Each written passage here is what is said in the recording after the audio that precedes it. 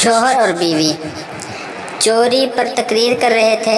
شوہر بولا، جو چوری کرتا ہے وہ بعد میں پچھتاتا ہے۔ بیوی رومانٹک موڈ میں، اور جو آپ نے میری نیندیں چرائی ہیں، میرا دل چرایا، اس کے بارے میں کیا خیال ہے؟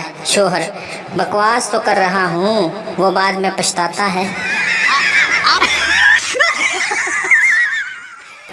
شوہر، میں نے دوست کو آج کھانے پر بلایا ہے۔ بیوی، تم پاگل تو نہیں ہو گئے؟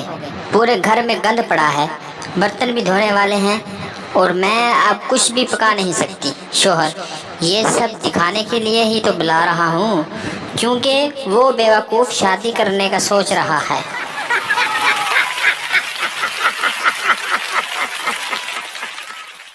ایک گھر میں دال پکی ہوئی تھی، ایک اچانک مہمان آ گئے۔ میاں بیوی پریشان ہو گئے کہ اب کیا کریں۔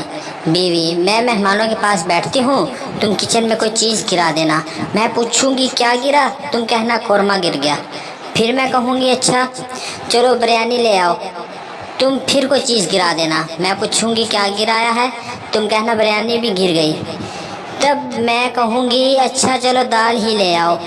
بیوی مہمانوں کے پاس جا کر بیٹھ جاتی ہے کہ اچانک کچھ گرنے کی آواز آتی ہے۔ بیوی، کیا گرایا ہے؟ شوہر، دال ہی گر گئی ہے۔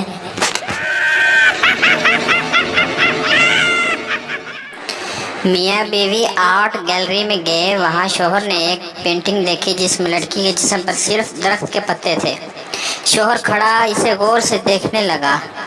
پاس کھڑی بیوی چل کر بولی، اب آگے چلیں یا آندھی آنے کا انتظار کرو گے؟ ایک آدمی سارا دن اپنا نکاح نامہ الٹا سیدھا کر کے دیکھتا رہا۔ آخر اس کی بیوی نے تنگ آ کر پوچھا، یہ آپ کیا کر رہے ہو؟ تو شوہر بولا، میں اس کی ایکسپائری ڈیٹ دیکھ رہا ہوں، کمبخت مل ہی نہیں رہی۔